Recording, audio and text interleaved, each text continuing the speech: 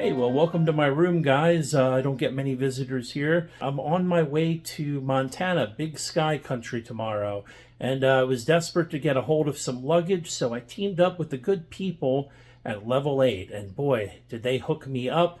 I have two pieces from their Voyager series, the 30-inch models. I got one in yellow and one in this beautiful blue. And I want to show you a little bit what these look like, because if you need good luggage, man, you can't miss out on this one. Level 8's done it right. These Voyager series luggage pieces are just what you need for those long trips. Hidden zippers with a combination lock and supportable TSA access. You can now be sure your personal belongings are protected. Go visit them now at www.level8cases.com and put in code TRAVELWITHTREY10 for 10% off your next purchase. Please do not block the doors. Allow people to exit.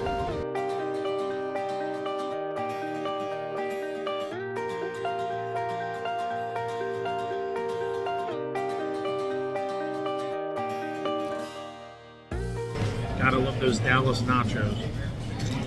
Hey, what's up, guys? We're at the airport here in Dallas, Fort Worth, and finishing up some nachos. Chris and I are just sitting here waiting in layover on our way to Montana.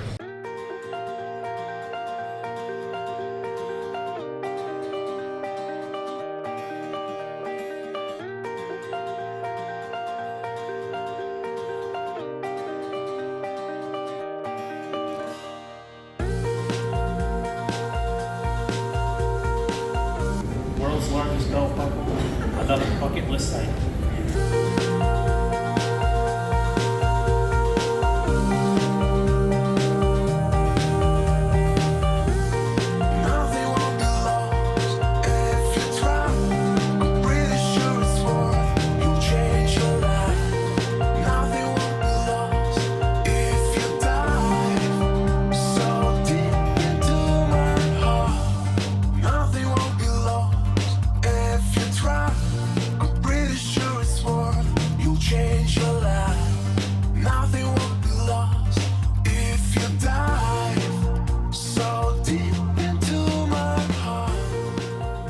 Now, Billings feels like a larger city, much larger than I expected, but the population does not.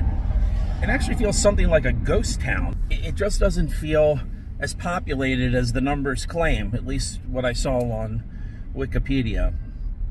This is supposed to be a city of 176,000, but hardly feels that way. In terms of big name Wild West people that made their way to Billings and into the Montana area, I haven't really discovered much. The only person of any historical note that I've really found, and I'm talking about superficial history, a name that most people would know, and not deep history, where of course there were people that did come through here, but maybe of more minor importance. So names, I would say Calamity Jane. Calamity Jane apparently was here with the U.S. Army. I'm going down through the downtown district, and you can see there's not many people out. The traffic patterns in Billings are quite interesting. A couple times I've caught myself almost going down a one-way street. You will have two-way streets, and then suddenly something will turn into a one-way street at a turn, and you may find yourself going the wrong direction. I don't think the city is laid out as well and as efficiently as much larger cities, but that may just be my own perception, although it doesn't take too much thoughtful navigation because there's never too much traffic. One prominent feature in Billings is you will find a lot of car washes, and that's because anytime you get outside of the city, you're going to collect a lot of dust on your card, being that you're in Big Sky Country. So, appropriately, they have added car washes everywhere. Also, Montana State University is here in Billings. So if you're looking for education in the mountains, this might be a good place to start. Far up ahead of me are the Rim Rocks. It's that cliffside area where the airport is. Billings does have its own hospital. It's conveniently placed right between the airport and the downtown city area. Notice all the empty space in the parking garage. All right, we are at Yellowstone Memorial Cemetery, and we are looking for the grave of Dave McNally. McNally's had a good live fastball today. Been very quick all afternoon. The game is over. The Orioles are victorious in the first game of the 1971 series. You know, the Fall Classic got us remembering a Major League legend that got his start playing American Legion baseball here in the Magic City. We're talking about Dave McNally. He won 2 World Series rings with the Baltimore Orioles. To this day, he remains the only pitcher to hit a grand slam in the World Series. 2-2 pitch to McNally. That's hit pretty good. Grand slam home run.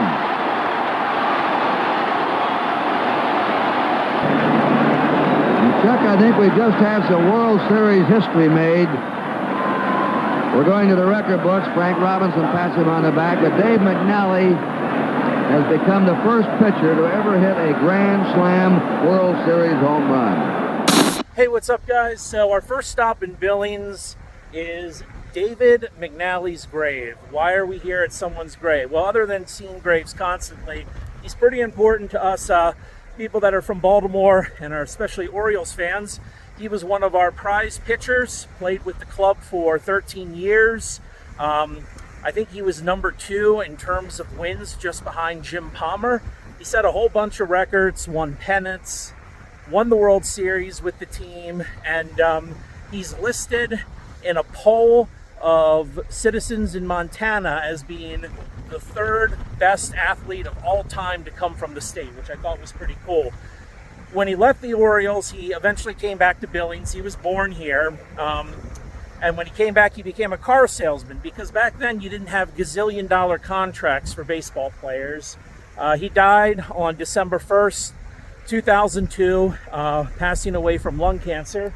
So here he is, and there's not much Oriole memorabilia. I wish I would have brought something like a baseball to put on the grave. I thought that would be kind of cool, but in the hustle and bustle of getting myself here, I kind of forgot. But this is a beautiful location. I mean, it's very, very scenic. So Dave McNally, we salute you. This right here would have been the corner where the Grand Hotel would have been. There's Walker's right there. Jake's right here. So on one of these 2 sides was the site of the Grand Hotel.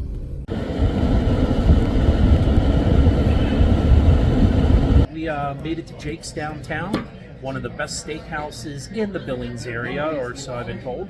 I'm here with my beautiful wife, Krista. And man, they got some good stuff on this menu. Tenderloin tidbits, charcuterie boards, Lincoln logs, which are like slow-cooked baby back ribs, but I'm really interested in the filet mignon. They've got a baseball sirloin with this center-cut sirloin. They have a, they have a prime rib. They have a 40-ounce bone-in ribeye, and I am tempted to get that one. Yeah, this place is really, really nice. I'm going to give you a look at it right now. So very elegant. Totally not expecting this for Billings. Were you expecting this? Yeah. You were? Yeah. You were expecting a really nice steakhouse? Yeah.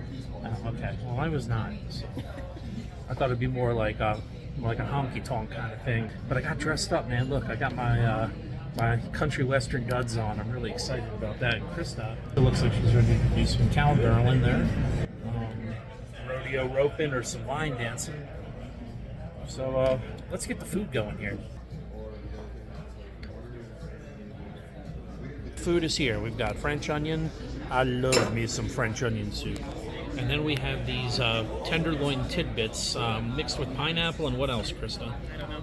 Green onions. Looks like scallions or something? Teriyaki sauce. Teriyaki sauce with some sesame on top, it looks like. And then, oh my gosh, no way. It's a Caesar salad. Okay, let's do it. Let's try the tenderloin. Why am we eating this with a spoon? Holy mother of cows. This is freaking good. Oh my gosh, there's not like a piece of fat in this. Nothing's chewy. Every piece is tender. Thank you, Montana, for your beef. Try that with that at the same time. Eat the piece of pineapple with the piece of meat. Hey, sometimes you gotta live dangerously. Here we go. Ready? If I made steak and pineapple at home, you would turn your nose up. Because this is some seriously But this Good combination, you would stuff. not. You would not. It would be very difficult unless the steak was this tasty. This is like the perfect French onion soup. So I really like how they did it here because they take a whole piece of bread, they put the cheese on top of the bread, they must melt the cheese on the bread and then dunk the whole thing in the broth, and it's phenomenal. Oh my God. Enjoy. Nice. Just a small. It's a little one. I feel like Fred Flintstone. Absolutely. Nice. Okay, so here we have what? Is this a 14-inch filet mignon? Yeah, so like for comparison, here's a Okay. tall skinny glass. Tall, skinny glass. Now look at this one. Dun, dun, dun. Oh, sorry. Guys, I got a 40-ounce bone-in ribeye here because I'm fat like that and I just want to eat it. So here we go. I'm going to devour this thing. Actually, I might not. I might get really sick, but I'll let you know as it goes. So let's try it. I'm already busting out of this shirt, so let's try. I'm trying to look smooth and skinny, but it's like really creeping up on me. So big, sexy, you know. All right, let's do this. I'm gonna try the cake first. Is this the cake? Potato cake. Cha-ching. He said It's like inside fried? Of it, he said it's the inside of a baked potato, Okay. seasoned, and then pan fried. Inside of a baked potato, seasoned and pan fried.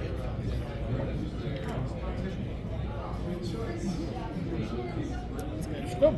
All right, so here we go. Very enjoyable. My only complaint is that there's a bit of fat on here. So if it were like a true 40-ounce steak, there'd be a lot of meat, but I'm not eating like pieces of fat. So what it is, guys, I put a hurtin' on this steak, but I'm done for now.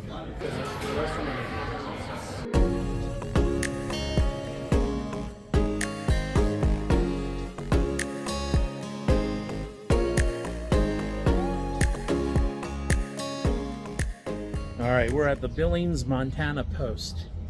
This bar MT or something. And we're here for my wife's cousin's cocktail hour because we're in Billings for a wedding tomorrow. So she's getting married tomorrow to honest to goodness cowboy, and we're here for the celebration.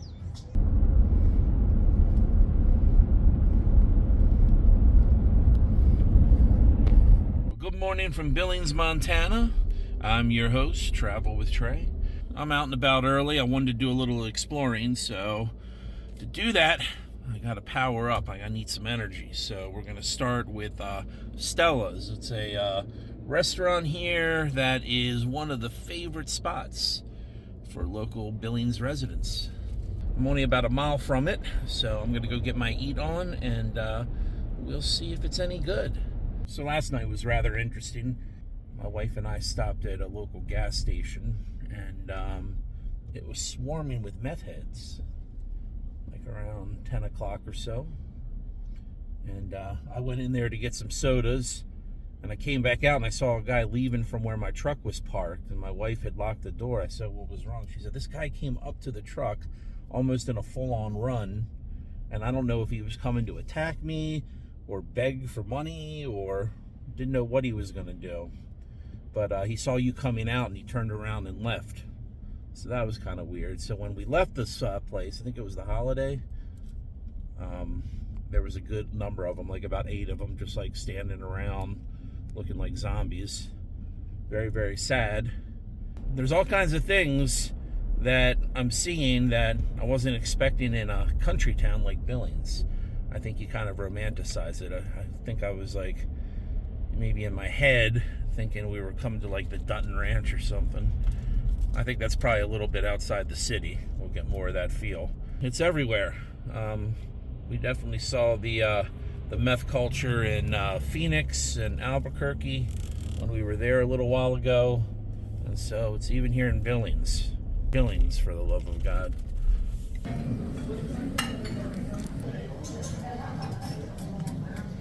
What does a Montana breakfast look like? Well, just about every other breakfast you can think of. It's an omelet, hash browns, and a English muffin. Don't judge me, but I put hash browns on my ketchup.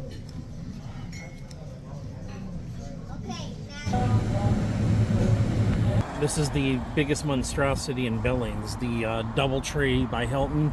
It just completely destroys the panoramic view of anything around. I guess if you're up there, though, it would be a nice view, but it looks like an eyesore in the city. Hilton must have talked Billings into a whole bunch of money so that they could contaminate the landscape. Good job, Hilton. Looks like crap. All right, found another Harley-Davidson shop here in Billings. And what is any trip out west without a stop to a Harley-Davidson store?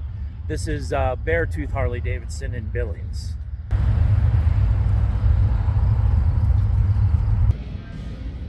Lots of bikes, lots of gear, lots of accessories. Gotta grab me a Harley-Davidson hat with the Beartooth stitching on the back. Then I'm gonna grab a couple t-shirts with the Beartooth logo. Check out this logo, this is pretty badass. Isn't that cool? You can have it in any color as long as it's black.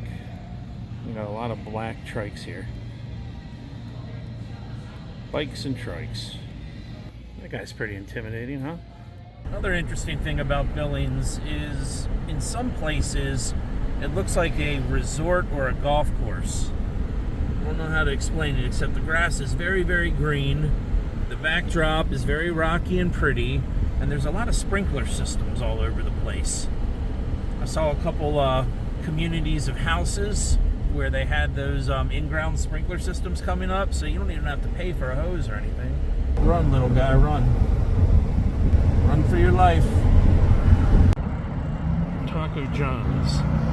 The fresh taste of West Mex as opposed to Tex-Mex. That's a mouthful.